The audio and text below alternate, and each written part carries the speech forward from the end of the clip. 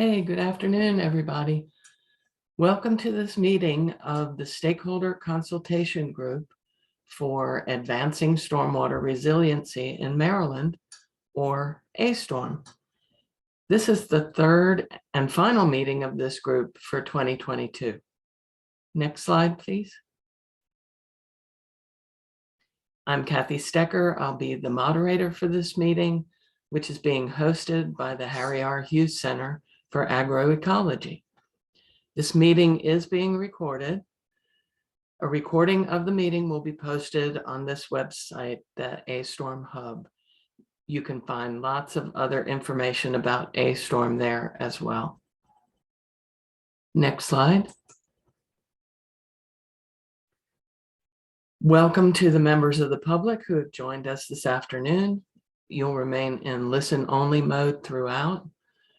We encourage you to use the A-StoRM email address to send us your questions and comments. You will have the opportunity to formally comment on draft regulations during the regular public review process. Next slide. And a welcome and thank you to our Stakeholder Consultation Group members. A reminder to please stay muted. We'll answer your questions at the end of the presentation today. And for this meeting, we're asking you to type your questions into the chat rather than raising your hand. If we have time at the end, we might be able to do some hand raising, but during the presentation and immediately afterwards, we ask that you type your questions in the chat. Next slide, please. You bring diverse experience and skills to this group, so we value your full participation. We want to hear from you during this whole process. And I'll say more about how you can participate after this meeting later on. Next slide. Today, after some opening remarks from MDE, we'll have a presentation on the department's stormwater regulatory proposals and ample time for your questions at the end of the presentation. You can see what we'll cover here. I'll give you a moment to look at the agenda. And now I'm pleased to introduce Mr. Les Knapp, MDE's Senior Local Advisor in the Office of the Secretary. Les? Thanks, Kathy.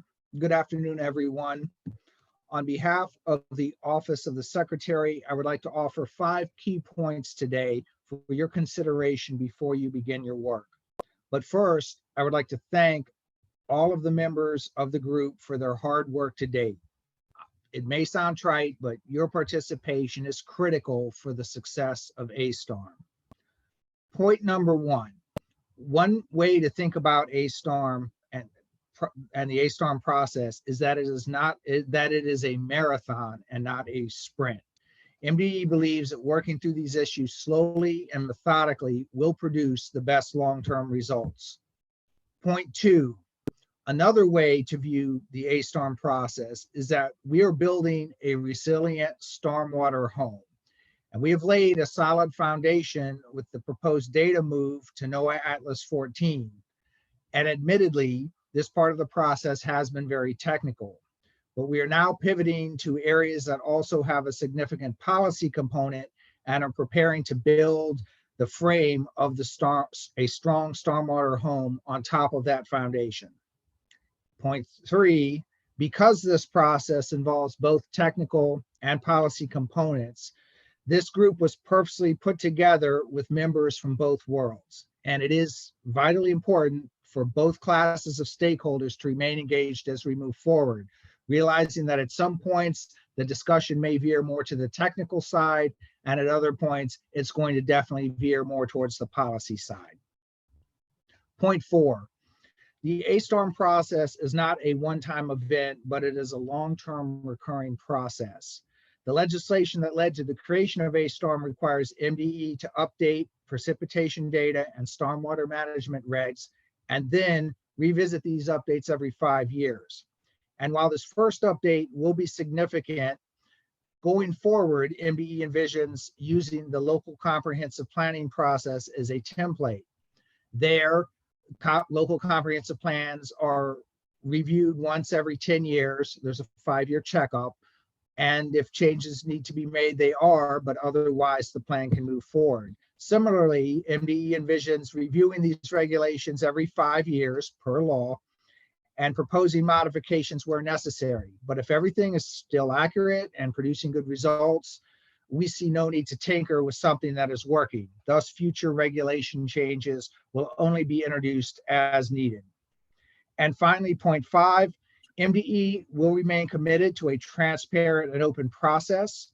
Do not hesitate to contact me or any other involved MDE staff if you have any questions or concerns about how meetings are conducted or how proposed changes are introduced. This stakeholder group plays an important advisory role, and we want your continued participation and feedback. With that, thanks again. And now I will turn the presentation over to Stu Comstock. Stu has been with the state stormwater management program for over 30 years. He has overseen the last 2 major updates to Maryland's stormwater regulations, and he understands equally both the technical and policy aspects of these regulations.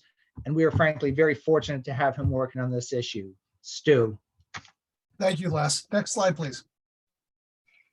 There was a lot of information presented to you at last month's meeting. I know I did a lot of the presenting. Most importantly, we discussed the differences between the older precipitation information found in technical paper, or TP40, and the newer information found in NOAA Atlas 14 that was published in 2006. We also said at that time, I'm going to restate now, the department is going to move forward with adopting NOAA Atlas 14 as the official source for precipitation data. Again, TP40 is no longer supported. NOAA Atlas 14 is the foundation for the climate change models, and some jurisdictions are already using Atlas 14. So again, we're going to move forward and adopt NOAA Atlas 14 because the climate change models use it, and we are still looking into which climate projections should be used. Next slide, please.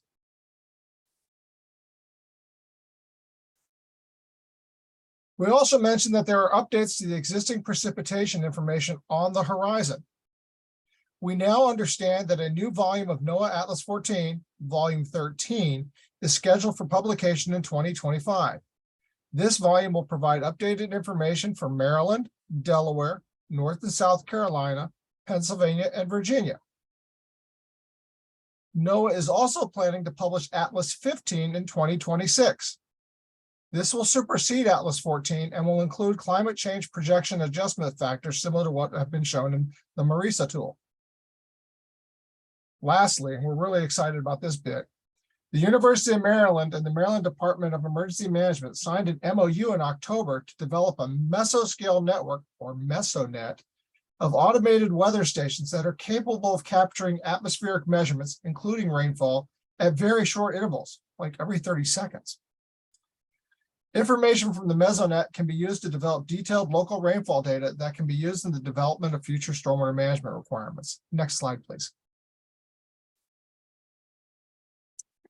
This image shows the locations of the existing and the speculated locations of proposed automated surface observing systems, or ASOS, across the state.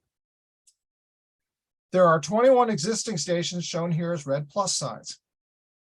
The blue dots show the speculative locations of 72 additional ASOS stations. The 93 stations together will form Maryland's MESONet. This is very exciting for us. The information should prove very valuable in mapping out local weather patterns. Next slide, please.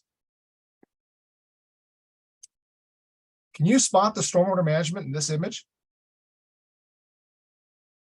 If you guess that the gardens in front of each of the units here are stormwater practices, you are correct. These are landscape infiltration practices, and they capture and treat runoff from the rooftops of each unit. This is a great example of environmental site design, and it's located on West Street in downtown Annapolis. I'd like to spend a few minutes this afternoon to discuss the department's plans to make the environmental site design or ESD, as we commonly call it, criteria more resilient. Next slide, please. But first, let me provide a little bit of background information about ESD. The Stormwater Management Act of 2007 required that ESD be used to the maximum extent practicable, or you'll hear us call it out as MEP, to mimic natural hydrologic runoff characteristics and minimize the impact of land development on water resources. According to the Act, ESD must be used to address new and redevelopment stormwater management requirements, and the MEP standard was met when channel stability and 100% of the average annual pre-development groundwater recharge are maintained, non-point source pollution is minimized, and structural stormwater management practices are only used if determined to be absolutely necessary. Supplement 1 of the 2000 Maryland Stormwater Design Manual, which was published in 2009, established the performance standards for implementing ESD, including defining pre-development conditions as woods in good hydrologic condition, the minimum ESD requirement as addressing groundwater recharge and water quality volume requirements. It established full compliance with the ESD standard as addressing the channel protection volume requirements or capturing and slowly releasing the runoff from the 1-year 24-hour design storm. And it also defined the 1-year 24-hour storm from Maryland as 2.7 inches over 24 hours. That was the average value for that storm across the state. This was the design precipitation value for the ESD standard. Next slide, please. Supplement 1 of the design manual. Pardon me. The ESD volume is the increase in runoff volume from wooded conditions to the developed conditions for a specified rainfall amount. That is currently 2.7 inches. The goal was to address water quality and stream channel erosion concerns. 2.7 inches of rainfall is the average value for the channel protection requirement in Maryland. It was decided that if 2.7 inches was used as the ESD precipitation value, that we could use the ESD requirement to also address channel erosion control concerns. The specific volume of water needed to address ESD is determined using table 5.3 in the design manual, and sizing criteria for the various ESD practices found in Chapter 5 are also based on 2.7 inches of rainfall. Next slide, please. As part of the A-StoRM effort, the department is considering revising the ESD criteria to promote resiliency and address future changes in precipitation patterns associated with climate change. Next slide, please. We know that rainfall frequency, intensity, and peak discharges will increase as our climate changes. Recognizing this, we are investigating how to best implement changes to the state stormwater management program, including ESD, to address these concerns.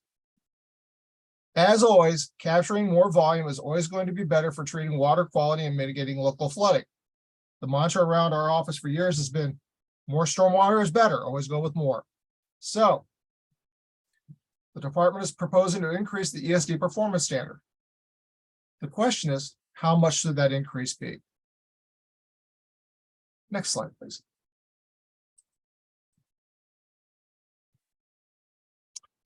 This is a map of Maryland showing the projected increases in percentages for the 2-year 24-hour storm as projected by the MRISA Projected Intensity Duration Frequency, or IDF, curve data tool for each county in Maryland.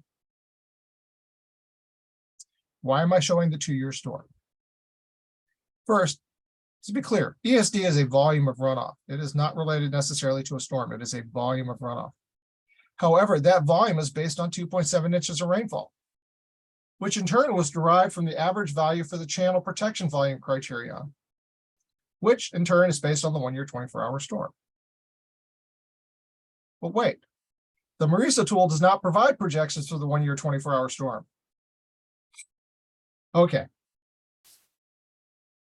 So we have looked at the behavior of the 2-year storm as a reasonable predictor of small storm increases related to climate change. We're using the closest relative to the 1-year storm, which is the 2-year storm, and using that behavior as the model for what may happen for the 1-year storm.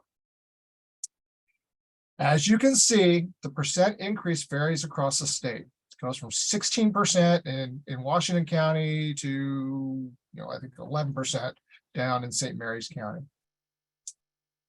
The average projected increase for the 2-year storm across the state of Maryland is 13%. The percent increase for the 1-year 24-hour storm should be similar to that shown for the 2-year storm. It should be around 13% as well. Again, ESD is a volume of runoff based on 2.7 inches of rainfall. If we apply a 13% increase to the current ESD precipitation standard of 2.7 inches, the projected value should be 3.05 inches. 3.05 inches is a horrible number to work with. So we're going to round it to the nearest tenth, which is 3 inches. Again, this is a volume based on the runoff from 2.7 inches of rainfall. And so the department is proposing to increase the ESD volume to the difference in runoff from 3 inches of rainfall to 3 inches of rainfall from woods to developed conditions. Next slide, please.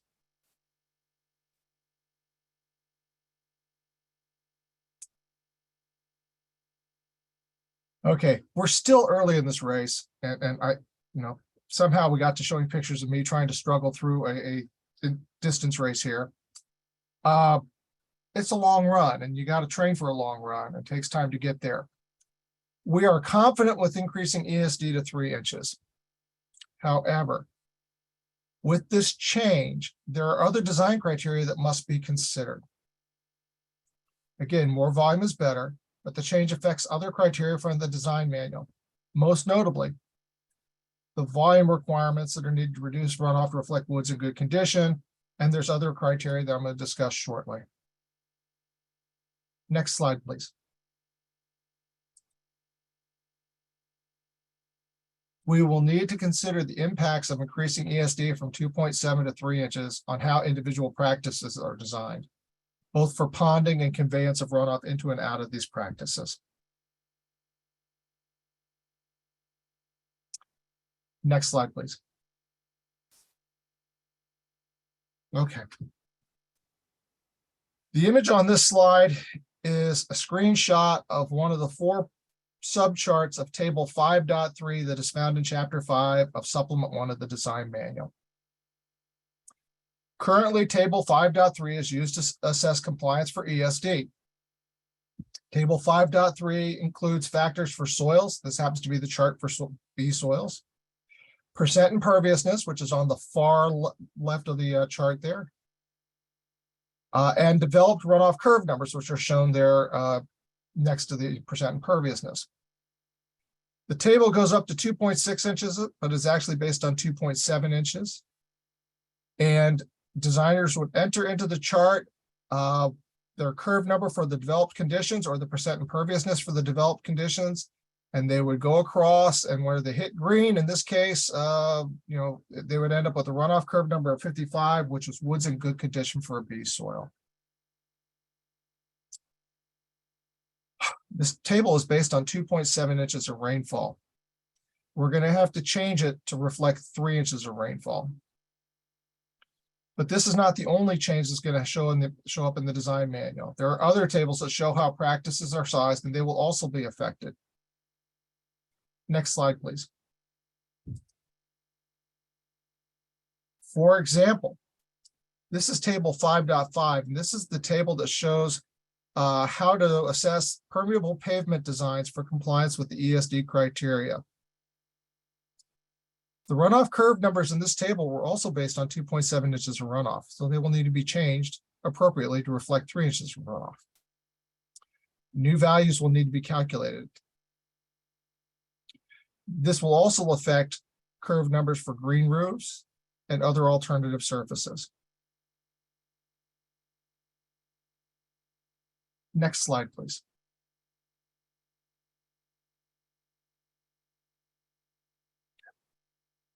In this image, runoff is conveyed into the bioretention area you see on the upper part of the slide through a series of curb cuts set at a 90-degree angle to the flow path along the curb. Typically, curb cuts like these are sized either for the volume within the practice or for a 24-hour duration design storm and the flow from that storm. Storage and conveyance requirements for individual ESD practices may not be sufficient to capture and store runoff from the shorter, higher intensity storms that are anticipated as our climate changes. So, to address this and promote resiliency in our ESD practice designs, we are considering revisiting additional changes to individual ESD practice criteria. Again, this is to promote resiliency to potentially changing weather patterns. Next slide, please.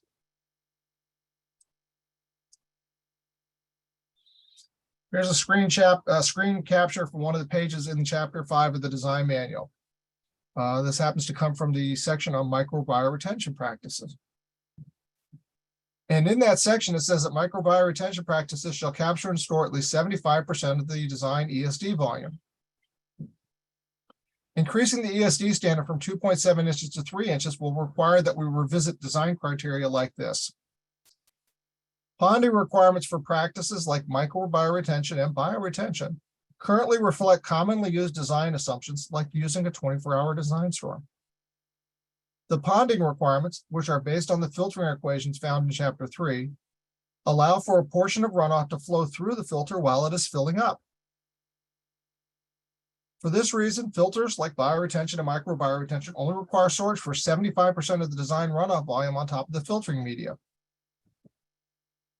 With climate change, we are experiencing shorter, more intense storms, and this assumption may no longer be valid.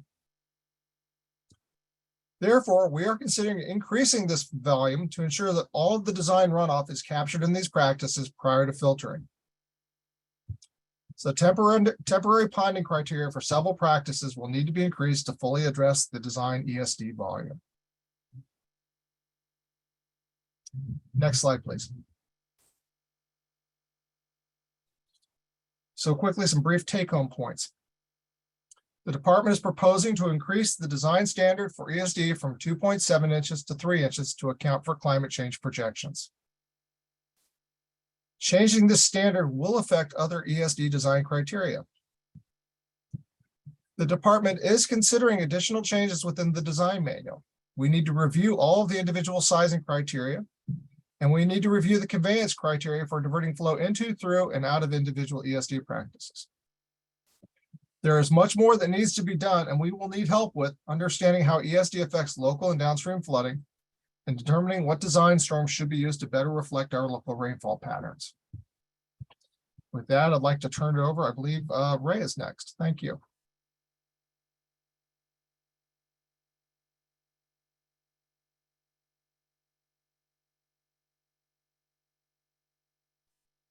Good afternoon, everybody. Ray Barr, I'm the Deputy Program Manager for Stormwater, Dam Safety, and Flood Management. And I'm going to try to wrap things up for us from the department's perspective on our regulatory initiative to date. And then the important part of this meeting is to give you all an opportunity to discuss these initiatives with us and with the other stakeholder group members in the room. First of all, last year, we completed our plan for addressing Senate Bill 227 and submitted it to Maryland's General Assembly. Since then, we've continued to follow that plan, and that has resulted in much of the work that we have presented to this stakeholder consultation group over the last several months.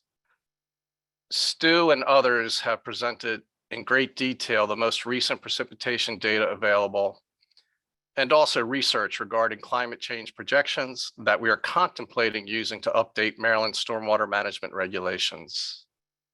As part of this process, the department has investigated flooding events since 2000, and much of this work can be found on our A-StoRM hub and website.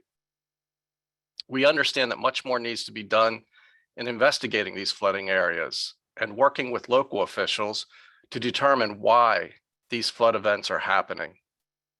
Only then, and with a sound understanding of why the flooding is occurring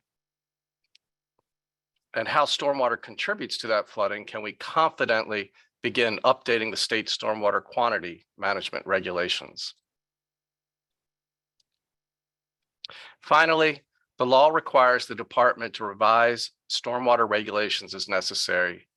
And we have discussed and shared with you some significant changes that the department is proposing for 2023. These include requiring the use of Atlas 14 instead of TP40 and increasing the ESD to MEP volume from 2.7 inches to 3 inches, making our water quality BMPs more resilient to climate change. Next slide, please. I want to share a larger perspective with you of where we've been and where we're going and how these regulatory changes fit into that process. The diagram on the bottom left of this slide depicts climate change and the increase in flooding that we're experiencing in our communities. This was the impetus behind Senate Bill 227 that became law on June 1st, 2021. The department's response was largely in our Advancing Stormwater Management in Maryland, or A-StoRM, that you've been hearing about from us. We launched this in an effort to help mitigate flooding events in our communities, and the end goal, which is depicted in the top right of the slide. In between these two diagrams summarizes all of the actions, interactions, meetings, research, and outreach the department has conducted in the last year and a half to support this effort. One of the most important outcomes from the A-StoRM process has been the breaking down of silos. Through department reorganization and meeting with many of our sister agencies and the local governments that implement stormwater management programs in Maryland, we have discovered that flooding in Maryland is so much bigger than just stormwater management for new and redevelopment. And we now have a better understanding of how our stormwater program fits in and how we can partner more efficiently with the other agencies involved in flood mitigation. Next slide. If you leave with nothing else today, please take this organizational concept back with you. As a community, all of us, local, state, and federal agencies, nonprofit organizations, academia, private consultants and industries, and really anyone who has a hand in the mitigation of floods, we need to continue breaking down these silos because we know that more collaboration and more resources are needed if we are truly going to combat the growing challenge of climate change. Next slide, please.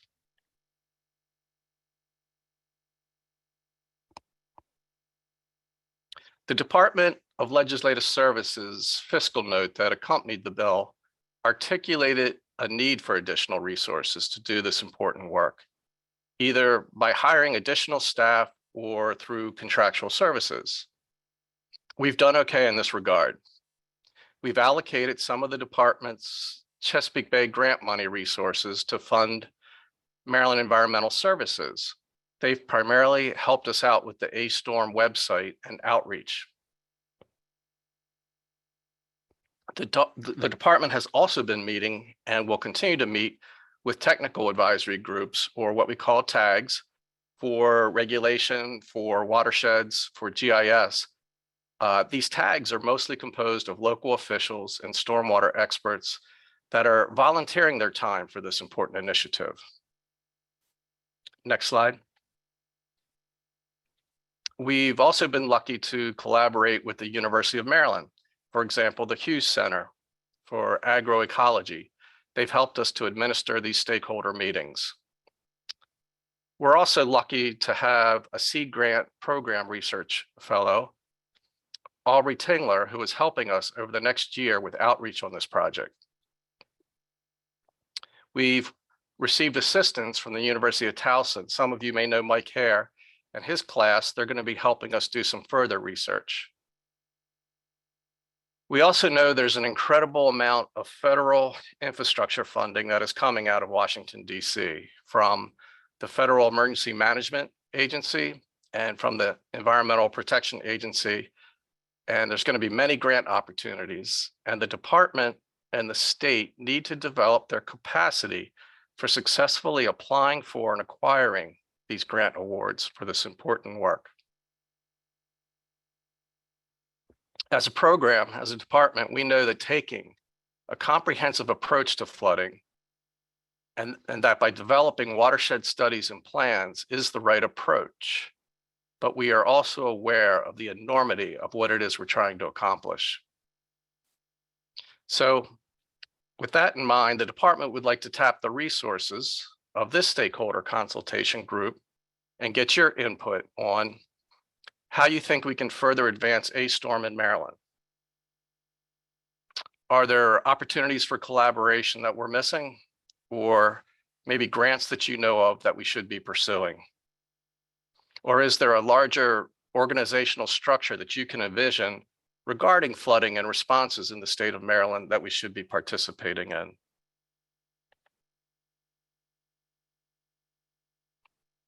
And finally, I'd just like to say the legislation did not discuss stakeholder consultation group term length, but we'd like to be able to come back to the same group in 2023 and over the next several years as we build on the foundation that we've shared with you thus far and work toward additional water quantity regulations and integrating stormwater management into the more comprehensive watershed management approach. So our final ask is that while we need your input on the department's regulatory changes that Stu has proposed for you earlier today, we hope that you choose to remain engaged with us as a stakeholder for the duration of this marathon as well. And now I'd like to turn the meeting back over to Kathy Stecker. Thanks, Ray. Well, now it's time to hear from you, your thoughts on the department's regulatory proposals, plans for the future, and opportunities. We have allotted the rest of this meeting for questions and comments. Don't worry though, this is not your only opportunity. We want you to send us your comments after the meeting, and I'll say more about that a little later. For right now, let's go through the questions in the chat. So 2 similar questions from Jen Dininger. Why not round up to 3.1 inches? It will only get wetter as years go by.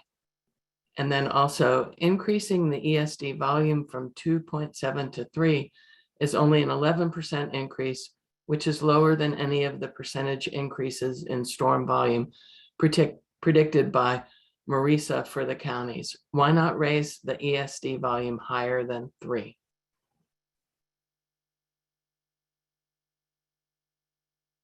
Two very good questions. We looked at 3 inches. It is between 11 and 12%. It's also a nice round number to work with when you're doing the work. It doesn't mean that it couldn't be more, couldn't be less. It's just that the issue becomes, where do you set that bar, and what is reasonable and practicable to implementing across? I mean, we determined that 1/4 of a foot or 3 inches was a reasonable increase. The second question here that I see is, historically, how did Maryland decide to adopt criteria based on the annual storm versus the 2-year storm? And yeah, I know different jurisdictions use different design storms. For the reason we went with the 1-year storm versus the 2-year storm, you have to go all the way back to the late 90s during the development of the original stormwater design manual. At that time, it was found that 2-year peak management was actually causing more stream channel erosion than it was preventing flooding downstream, mostly because it was maintaining erosive velocities in stream channels for a longer period of time, much longer period of time than if you did no management at all. So we did away with the 2-year peak management requirement. But at that time, we realized we needed to do something to protect receiving channels from erosion. And so the prevailing research at the time suggested that if you managed something near 1 inch for water quality in conjunction with managing something near bankful discharge, or over managing something near bankful discharge, you would have a successful program for managing channel erosion. Well, the 1-year storm is slightly less than bankful discharge in most urbanizing stream systems, and we are over managing it by doing the channel erosion, channel protection volume. We didn't rest our laurels on that, however. The NPDES permits that were issued in the aftermath of the design manual had monitoring requirements for the at that point they were called the unified sizing criteria, and there was a lot of monitoring information that indicated that the channel protection volume, which is based on the 1-year storm, was functioning in reducing downstream channel erosion for stormwater management purposes. So that's why we chose over management of the 1-year storm in conjunction with water quality for the core of the unified sizing criteria back in 2000. Now, it was chosen as the ESD volume marker in 2007 because it was felt that if we were going to encourage better site design, we needed to do something more than just require ESD for the water quality volume. So we set the bar a little higher and combined the channel protection volume with the water quality volume and groundwater recharge volume as the new ESD volume. So that's why that decision was made in 2007, was to encourage more integrated site design throughout the state. So that's the reasoning behind that. And so now we're looking at increasing that volume slightly to make it more resilient than it is now.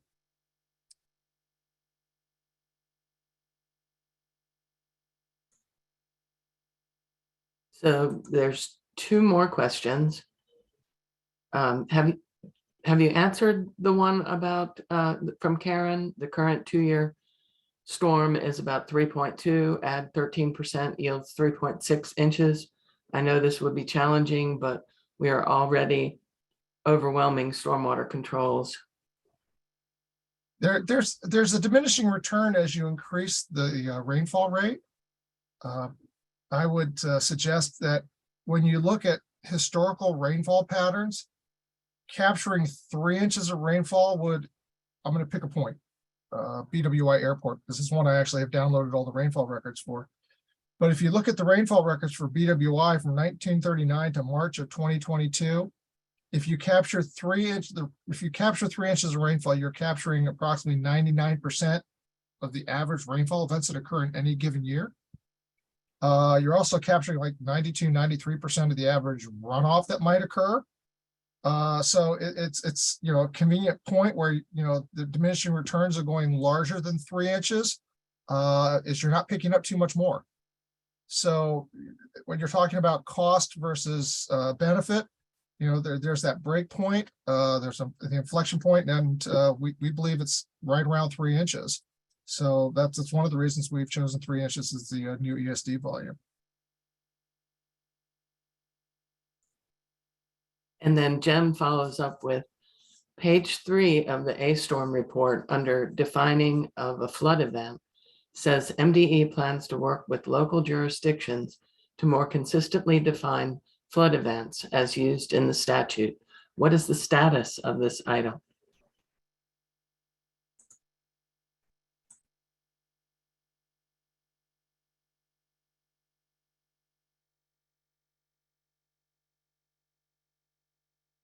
I'm sorry, I muted myself by accident.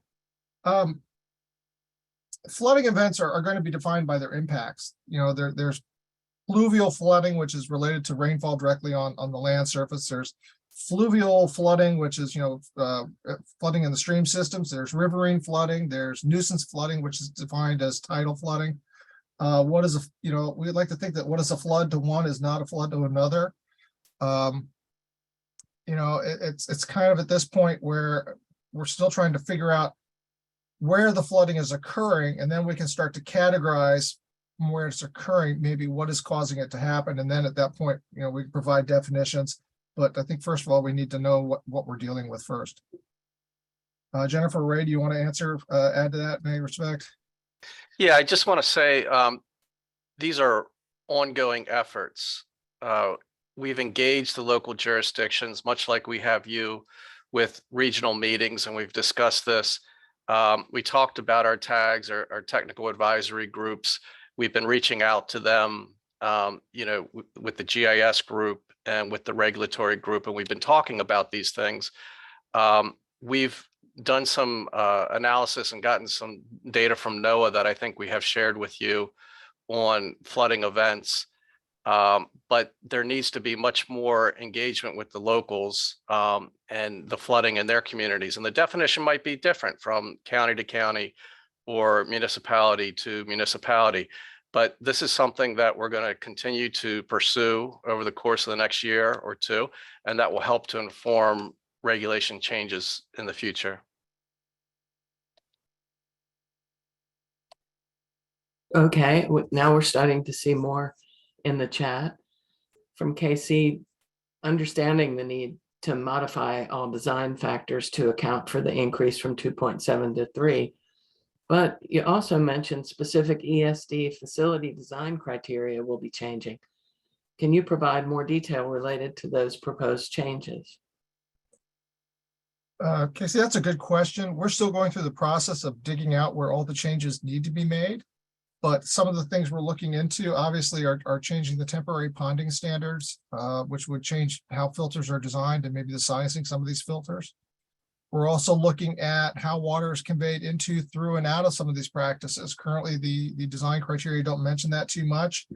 But as you saw from the picture, we're seeing a wide variety of things, and we think maybe that some will work better than others. We want to try to promote the ones that work a little better.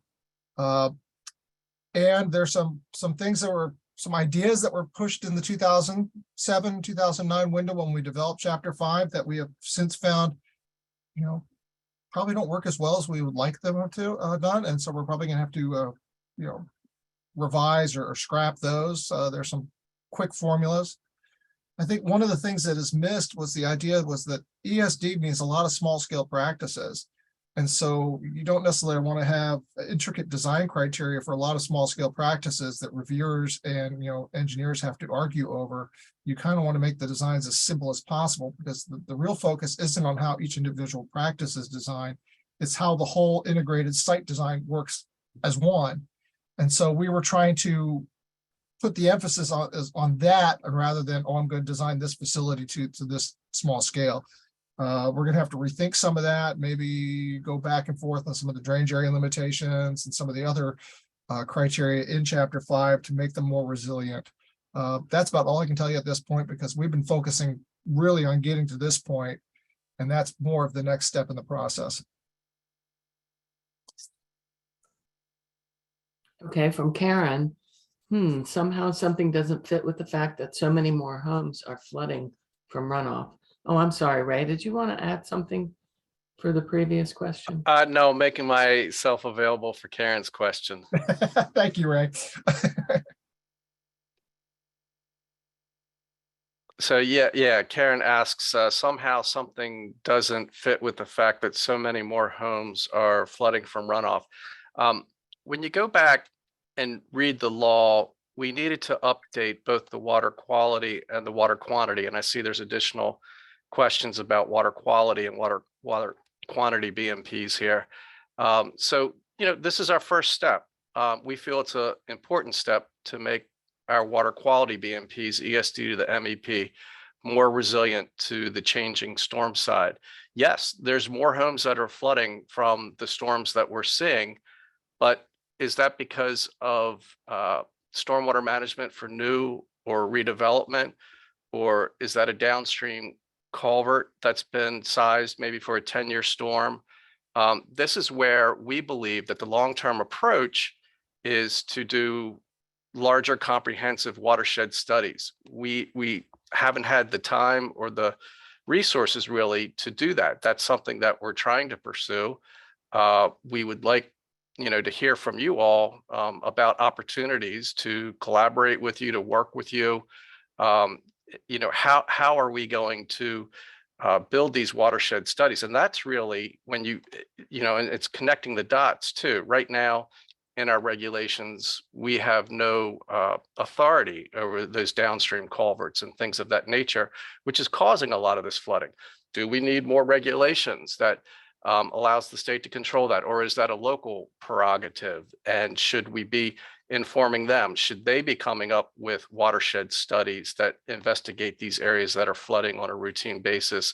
And looking at the big picture, There's also the riverine flooding and the coastal flooding, and all of this is coming together that's causing a lot of these flooding events, but we're not there yet. One of the things that we've said all along is we don't want to be hasty here because there can be unintended consequences.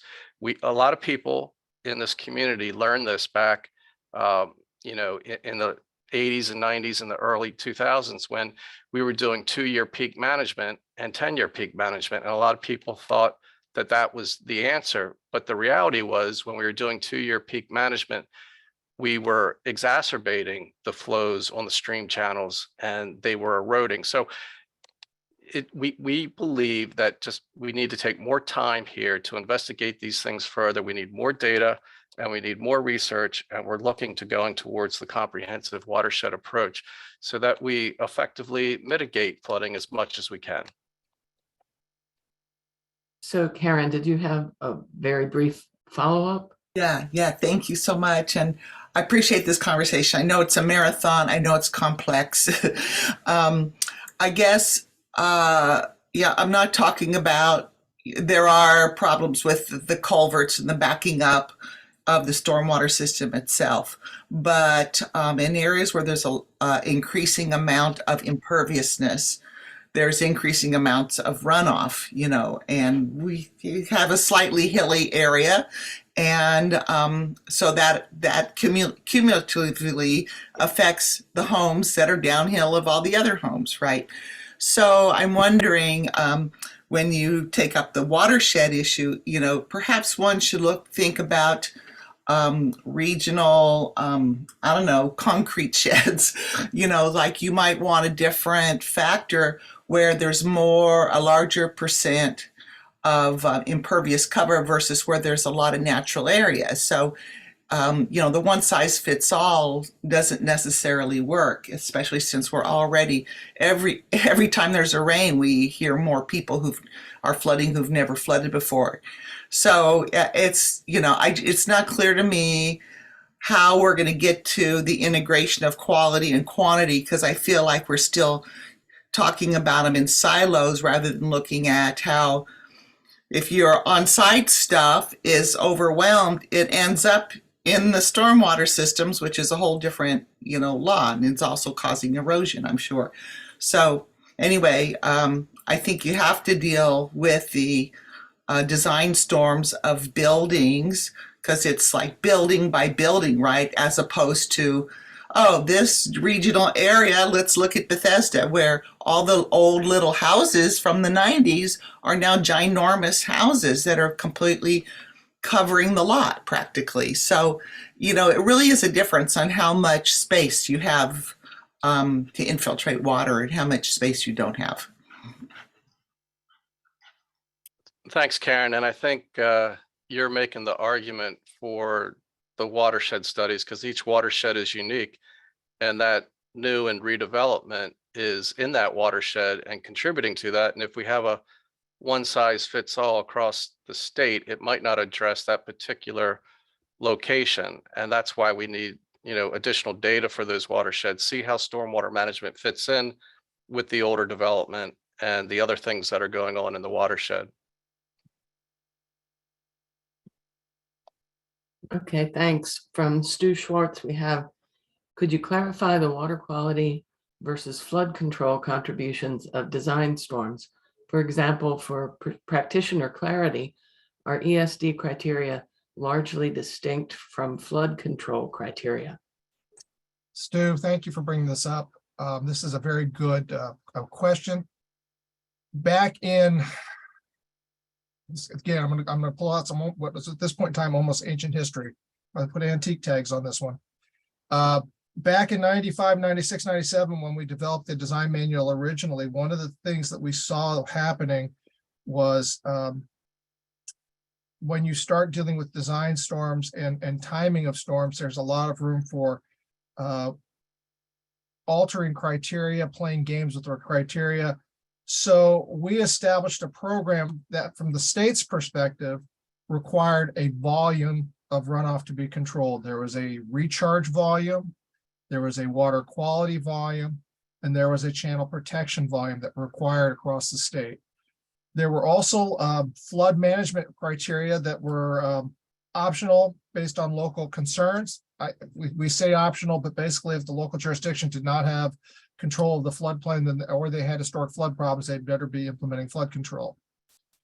So from the perspective of water quality and channel protection, we have always referred to them as simply a volume of water that you're capturing, treating, and in the case of channel protection, slowly releasing to mimic more of a natural or base flow condition. This is distinct from flood control criteria because most flood control criteria is based on matching a flow of water, not a volume of water. So if I had a developed condition and I had a specific flow downstream that I had to match, I would design my stormwater system to match that flow downstream. Now, as Ray was just talking with Karen, one of the things that we were concerned with, and you know, her question and Ray's answer fit right into why we're trying to do this, is that one size doesn't fit all, and we can't mandate a flow control or a flood control criteria across the state in every community without understanding the problems within each community, which is exactly why we need a watershed approach, because what works in Gaithersburg may not work in Somerset County. So that's why we're very thought out in this process, and why we're looking for this extra information, this research, the local weather patterns, is because we want to make sure that when we do this, we do it right. You know, I go back to the experience of the 2-year storm that was implemented in 1984, and it took us to about 2003, 2004 to finally do away with it. So, you know, it's the unintended consequences are difficult to undo. So, Stu, does that kind of get at what you were asking there?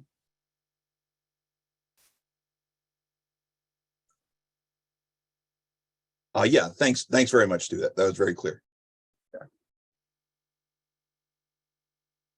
Okay, the next question from Casey. You mentioned having significant performance data related to the unified sizing criteria's ability to provide channel protection volume. Do you have similar data on the performance of ESD as relates to providing CPV? There are studies coming in now that talk about how ESD addresses providing channel protection volume. Most notably, I think Tetra Tech is working on one for us through the Chesapeake Bay Trust, and there was another one that was done using paired watersheds in Montgomery County. There are not a lot of studies on this, but again, because it's a volume of water, if you capture and treat and slowly release that same volume of water, whether you do it in a large facility or in a number of distributed smaller facilities, you should have the same result on the receiving watershed. The questions we have are these smaller facilities capturing the runoff they're designed to capture? You know, there's implementation issues that we've been noticing. So we're taking this advantage as we go into adjusting the ESD volume to look at some of these criteria and correct them or adjust them to make that whole process more effective. As Jennifer is reminding me, and I hear her speaking in my ear, most projects really don't design for the full environmental site design volume right now. It's a sliding scale. There's a minimum of 1 inch that you have to treat all the way up to the full 2.7 inches. Many developments only treat the 1 inch and then defer to a downstream larger pond or structural facility to capture and treat the rest, usually in a channel protection facility with the 10-year peak management aspect to it. So we don't really have a good understanding about, you know, how much ESD is being used out there, if most people are using the minimum or if they're going beyond. And frankly, this is a question many of you in the industry have heard me mention time after time. It's hard to incentivize this process. How do you go from you know, having an approved plan to having a plan that gets an A grade? So these are all things that we're trying to deal with within the confines of the design manual and incentivize different practices. Thank you. From Amy Stevens, we have, this change will be for future new development and redevelopment, correct? What is the time frame for the regulatory changes, and when do we expect them to be adopted? Wondering because of the 2025 and 2026 NOAA Atlas changes and how that will factor in these regulatory changes.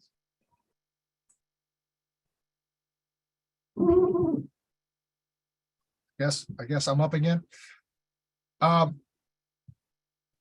Adopting regulations is not a short-term process. If we propose regulations in the spring of 2023, it's a minimum a 6-month process, sometimes longer, just to get them adopted.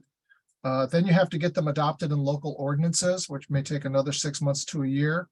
And then, of course, you have grandfathering provisions and a lag before the new design criteria actually starts showing up in the plans that are coming down the road. So you are right, Amy, and thank you for bringing this question up, that there is always this delay from the time we start the adoption process and actually put regulations on paper to the point where we actually start seeing them in the plans.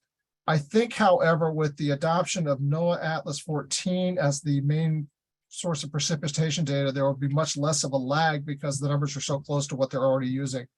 But you're absolutely right. Again, there are dates of 2025 and 2026 thrown out for the NOAA Atlas 14 and NOAA Atlas 15 changes. We can then, because of this process where we're going to have to periodically go back through the regulations, promulgate new regulations to adopt them as the newer information. Hopefully it'll be as simple as adjusting the incorporation by reference, but we won't know until we see what they publish and when they publish it. Thanks. And now from Stu Schwartz, the undocumented anecdotal observation that more homes are flooding from runoff seems more complex than, for example, picking an ESD design storm depth or attributing all flooding to impervious area. Could you describe the role of watershed plans in MDE's adaptive management strategy to address flooding? Maybe the best way to do this, Stu, is to look at the Ellicott City example. We know that there's been additional development in that watershed, and yes, that needs to be taken into consideration. We all know about the floods that happened in Ellicott City repeatedly, and they were largely stormwater driven and runoff driven. And what they did was they did unique watershed studies. They used those storms and the rainfall amount in those storms they called it an extreme event that they used in their models, and they modeled the runoff through the city. But the answer was just not do additional controls for new and redevelopment. While that was taken into consideration, they took a hard look at the conveyance system and the culverts, and some of that work has been done where they've made the culverts larger. Some of it was the cars were being picked up and clogged the culverts. So they have emergency action plans where shop owners and people visiting Ellicott City move their cars if a storm is coming in, so they can't clog those culverts. This has not been constructed yet, but they're going to design, or they've designed, and they're going to implement a parallel pathway for the water, for the quantity, down to the Patapsco River, so it doesn't go underneath the street in Ellicott City. So this is what we're looking for, unique watershed studies, and they're not easy. They're not inexpensive. It takes a lot of data, but it's important because people died in Ellicott City. So Stu, this is why we're making some proposals, and we think they're important proposals for ESD to the MEP and the rainfall data that needs to be updated. And some of this stuff is just going to take, a longer time frame for us to get there. We need to start doing more unique watershed studies where flooding is happening on a regular basis, and that's what we intend to do moving forward. Thanks, Ray. From Jen Dininger, if the role of this consultation group is to offer suggestions and alternatives to MDE's proposed regulation changes, then I strongly suggest raising the ESD volume requirements to more than 3 inches, especially given Stu's description of how long these changes will take and the fact that our last Chapter 5 update was 13 years ago. We will be seeing more water over time, and only raising our ESD volume by 0.3 inches feels very short-sighted to me. Thank you.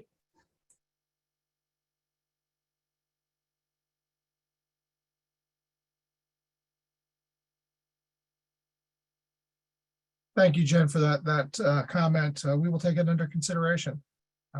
We appreciate it. That's one of the reasons you folks are here helping us with this today, is to offer your thoughts as well. Thank you. Okay, so it's not the end of the meeting yet, but I was thinking that while you're thinking, I could go on. Oh, Neil's got a hand raised. Go ahead, Neil. Question in, but it didn't go through. Who does it go to then? Goes to you, right? Sorry about the dogs. Sorry. Well, Yeah, we're here. We hear you. who do I send a comment to? Michelle, right? Oh, everyone else was sending them to everybody, host and panelists. Oh, okay, so I'll send it to them. Sorry about that. What? I'll repost it. You could just ask your question now. Yeah, you could.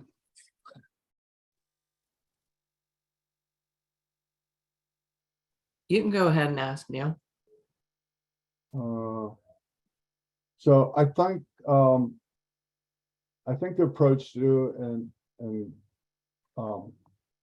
Ray is it's a really good bridge, but a lot of the flooding that we're looking at now is all upland flooding. It's 1,000 feet from the nearest 100-year floodplain, and instead of the flooding being caused by backwater effects, that's either caused by the parcel itself or an upstream parcel, especially in older residential neighborhoods that are in the mid-Atlantic. And we're starting to use SWIM. And I know it's a big leap for the engineering community, but you're collecting all this great rainfall data, and we have such good GIS. What does it take to move? And people are starting to use it. What does it take to use continuous simulation, where we can look at not the 3-year, not the 2-year storm or the 10-year storm, but look at actual cloudburst events that overtake areas? And what does it take to get us pointed in that direction to a more data-driven approach? Right. Neil, the answer to that, again, is going to be in the watershed studies that we've been pushing. Once we start understanding how each individual watershed is functioning, and whether or not the capacity is there in the storm drain system, or what is actually causing the flooding, and if it is the storm drain system, then we can, as part of that, develop some of these models, the SWIM or the continuous simulation models, to determine what the design standards need to be for specific properties or properties within individual watersheds. The first step we need to do is to start prioritizing those watersheds where, that are worse. We need to do this triage, and then start looking at each one individually. So that's one of the reasons why we're promoting this focused effort on, this needs to be based on each watershed, not over a broad range of, territory like the whole state. Right. I agree with you 100%. And I think a lot of the jurisdictions we've been talking to would also agree with you that this is what is needed. The problem is, what should each watershed study look like, and where's the money coming to fund all that? So these are other issues that we're working with as well.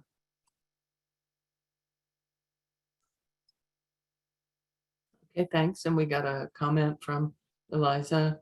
I agree that we should be more aggressive in planning ahead for climate change. More capacity is better. Thank you for that. From Karen. Stu, in the 90s, when you picked the 2-year and then you said it caused erosion, that was before ESD was adopted. have you reevaluated the combined effect of ESD's ponding and grade controls to evaluate potential erosion? It seems managing for a larger storm will be essential. Why not start now? Karen, I don't know if first of that's all, a question or a comment. no, I can answer it as a question. It's a good one. First of all, I want to make clear, the 2-year storm was picked in the 80s as part of the original stormwater management program. The original stormwater management program required 2-year and 10-year peak management. There was, believe it or not, no water quality requirement at that time. However, there was a practice preference that supposedly addressed it. I won't go into the details. What we saw from the 80s until the point where we were developing the stormwater design manual back in the late 90s was anecdotal. We didn't have hard evidence, but what we were seeing was a lot of stream channel erosion downstream from these 2- and 10-year management ponds. And we had modeling that suggested that we were causing more erosion. And this is actually discussed in chapter 1 of the design manual, where we talk about how the peak discharge controls from a 2-year storm actually elevated erosive conditions in the receiving channels for 2, 3, 4 times longer than if you did nothing at all. So basically, as far as channel erosion control, it would have been better to have done no management than to do 2-year peak management. But that's, again, is all discussed in chapter 1 of the stormwater design manual. When we adopted the ESD standard in 2007, the ESD standard was adopted in as part of the Stormwater Management Act of 2007. It was there wasn't a lot of information available at that time to demonstrate what ESD, or what we call low impact development or green stormwater infrastructure. While there was some evidence and research that suggested it would do certain things, most of that research and evidence was targeting water quality. Again, we expanded it to pick up the channel protection volume, not necessarily because it was going to do erosion control, although we expected it. Again, if you manage the same volume, discharge it the same way, it should have the same effect. It was to incentivize a greater integration of stormwater management design into site design. So if you required a larger volume to be managed across the site, we were hoping that designers would be more creative in how they adopted ESD, as opposed to just putting in a token practice here and there and then managing downstream. So it wasn't necessarily because we had information at the time that said this is what it's going to do. We had a really good idea, but more or less it was done to change the behavior pattern. So since then, there's been a lot of research on how ESD and green stormwater infrastructure can work. Again, most recently, there are some good studies coming out of Montgomery County this past year that talk about paired watersheds and how green infrastructure can contribute towards managing downstream flooding. However, these studies tend to show that green infrastructure is not the only answer. Many times you have to use it in conjunction with other quantity management practices to fully address the spectrum of downstream flooding. So it's not the only answer, but it is certainly a big part of that answer.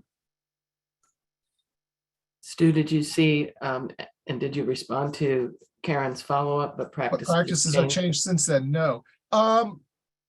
In some respect, the practices that we have in chapter 5 of the design manual, and quite frankly, many of them are just small scale versions of practices that we had available in 2000, have largely not changed since we put them in the new chapter 5 or supplement 1 that we developed in 2009. What has changed are some of the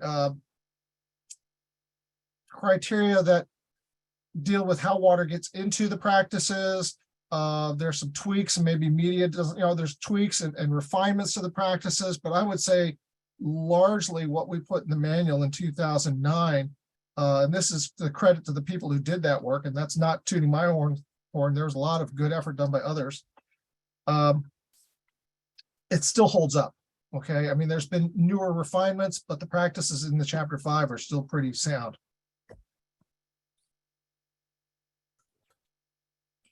Okay, thanks. From Josh Kurtz.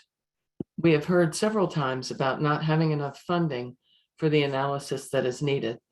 What is the price tag that is needed for the analyses?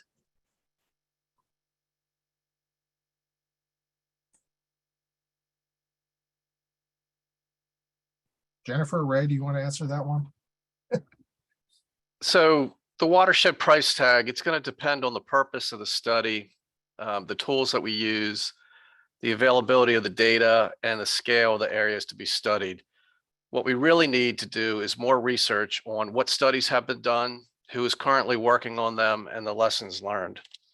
We're trying right now to apply for money for some pilot watershed areas to specifically answer these questions. And once we get the answers to these questions, it'll be easier for us to provide guidance on the watershed studies.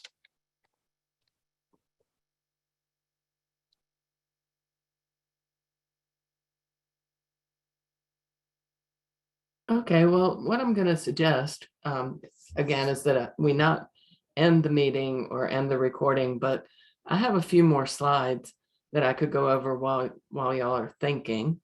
And then if there's more discussion, more questions, that's great. So we can go to the next slide. Everyone here today, members of the stakeholder group, as well as members of the public, will get a link to the recording of this meeting in a follow-up email from MDE through the Hughes Center.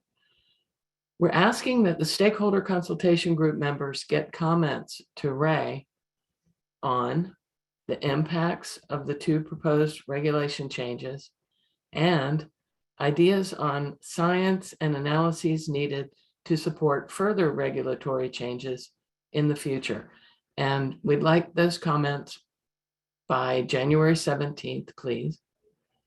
And I want to be clear that we want to hear comments from all of you, whether or not you spoke up today. Next slide.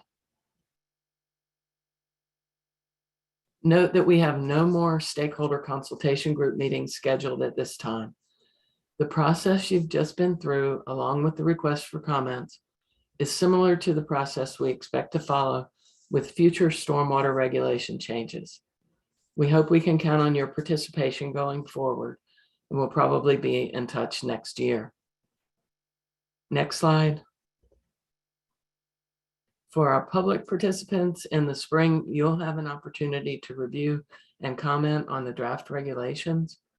You can check the A-StoRM Hub for any new information.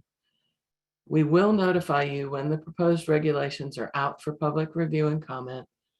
We will also notify you of future stakeholder consultation group meetings. Next slide. So I'm going to just leave this one up and look at the chat. We have a comment in the chat from Karen. You know, the frustrating thing about this discussion is that it leaves us with no solution. We already know that the stormwater system underground pipes are under-designed, old, and expensive to replace. It is cheaper to control water on the surface. You know, I'm going to share your frustration, Karen, but I'm going to disagree with you that it leaves us with no solution. I'm going to disagree with you because before you can solve the problem, you have to know what the problem is. And because what we're discussing is stormwater and local issues, we need to understand what those local problems are before we can come up with effective strategies for controlling stormwater, both at the surface and where necessary underground, and or possibly replacing existing storm drain systems. So, you know, again, it wasn't me who said that one size doesn't necessarily fit all here. We need to truly understand what the problem is. Is it shorter duration storms? Is it aging infrastructure? Is it you know, new development and redevelopment? Is it a combination of all of these? The answer is yeah, probably. But before we just, you know, throw band-aids on what we think is the problem, I think that we should take the time, especially with so much going on right now. I mean, the mere fact that we're going to get this mesonet of weather stations that's going to really give us a real good idea of what weather patterns we are experiencing. I mean, that alone is exciting to those of us in the practice. So I think that this is a good time. We're in a good place right now to really, you know, knuckle down and try to wrap our hands around this issue and then start looking at what's causing it locally so that we can come up with good, sound stormwater management requirements to address these issues. So I share your frustration, but again, we have to know what the problem is before we can solve it. And I'd just like to chime in and Karen, you know, we're frustrated as well. And one of the things that we're asking you, yes, is to comment on these regulations that we're changing. We think that they're important. We think that they're making the water quality BMPs more resilient to climate change. We know that more needs to be done, but we're a small program. So we're also asking you, because each one of you, the stakeholders, you represent a group, right? You represent academia, you represent private consulting firms, you represent local governments. And one of the things that, you know, I was striving for in some of the notes that I was sharing with you was we need to, you know, do more collaboration, you know, do more together. We need to figure out, you know, a larger organizational structure, because we're just one small piece of it. We can control, you know, surface water from new development, and that's not going to solve flooding in our older urban areas. We need to have a much bigger picture of this, the watershed approach. And yes, it's going to cost money. We're receiving, you know, comments from Josh, you know, how much does this cost? You know, we're trying to figure this out, but this is not something that you just flip a switch and you do quantity management and you resolve flooding. We all need to understand that it's a much bigger issue than just stormwater management for new and redevelopment. We're going to continue to pursue initiatives to do quantity management. That's why we want you to hang on for next year, 2023 and beyond. But again, we need to be careful of the unintended consequences as well. So it's very complex. There's a lot of balancing that's going on, and we're doing the best that we can, and we'd like to hear from you. Thank you.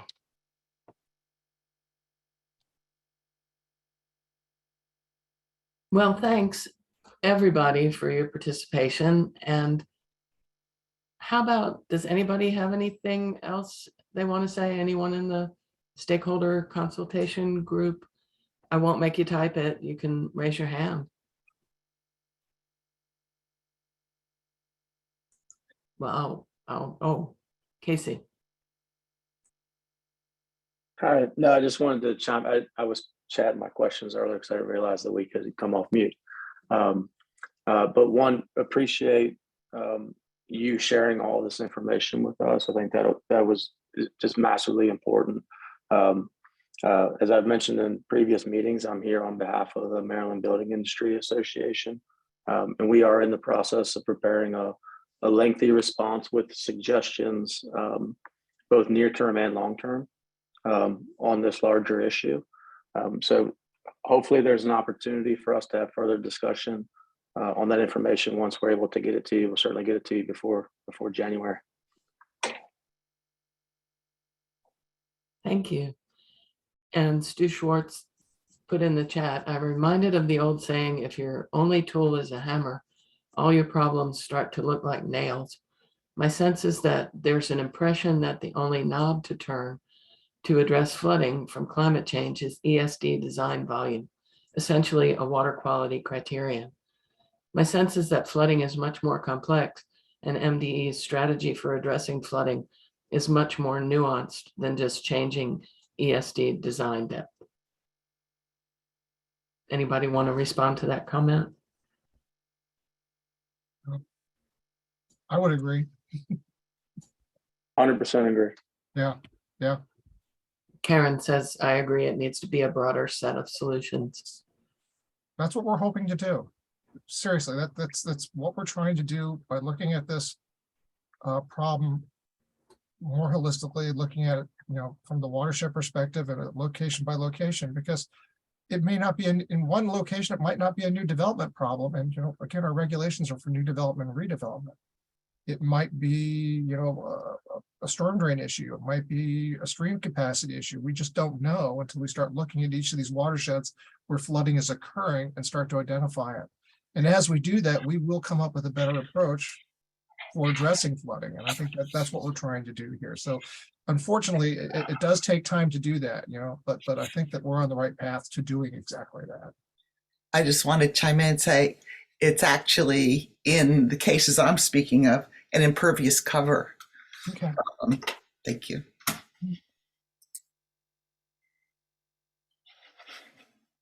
Thanks again, everyone, for all of your comments and questions. I'm gonna say this. Oh, did we get another comment? We did. From Eliza? I agree, but there are only so many tools MDE has control over, and the threat is significant. So we should be willing to push those tools and also create new ones. Thank you for that. Yeah.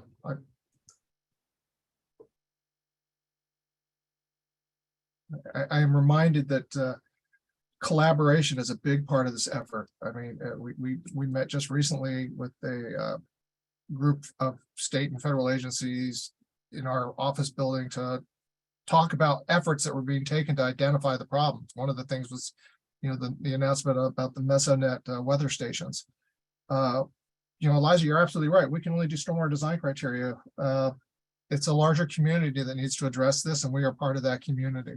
So thank you for making that comment. It really does resonate with us.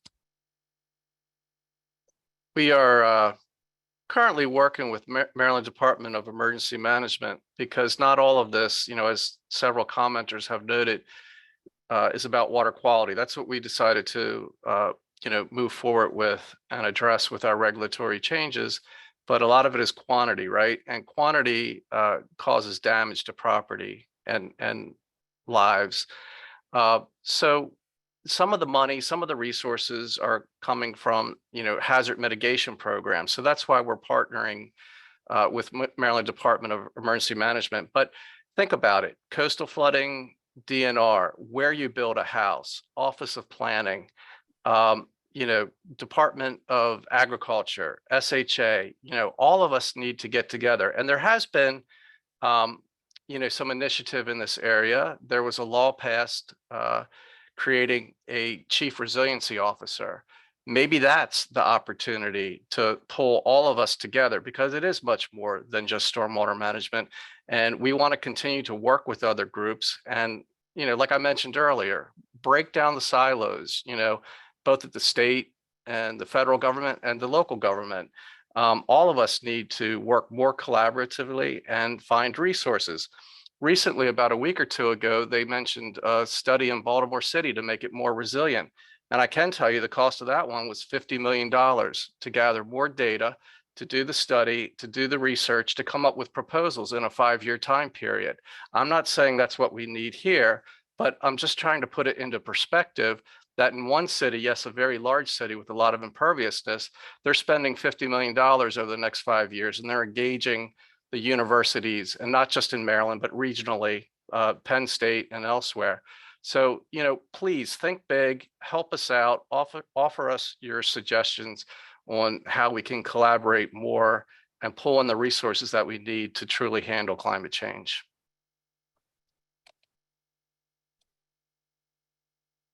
Thanks, Ray. And I'm sorry, I had missed that there was a question in the Q&A box. And it is, did we cover debris blockages from fallen trees? Can someone address this, please?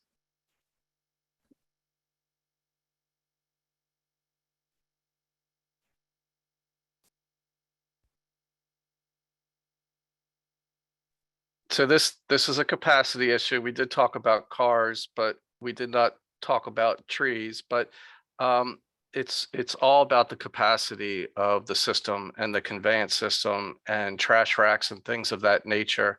A lot of times people, a lot of the larger jurisdictions do street sweeping and inlet cleaning and things of that nature, so that the existing storm drain system has the capacity. Its existing capacity is free and available. But yeah, we probably need to take that into consideration, Karen, because things that block up the conveyance system is going to cause flooding. And that's exactly what happened in Ellicott City. So yes, and that would be part of a larger, more comprehensive plan.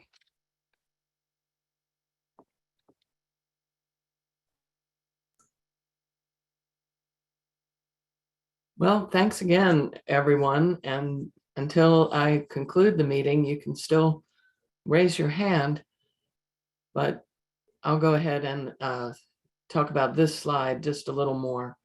If you have any questions, as always, you can contact Ray, and any public questions can be submitted to the A-STORM email, astormcomments.mde@maryland.gov. And thank you again to all the participants, especially to the Hughes Center for hosting.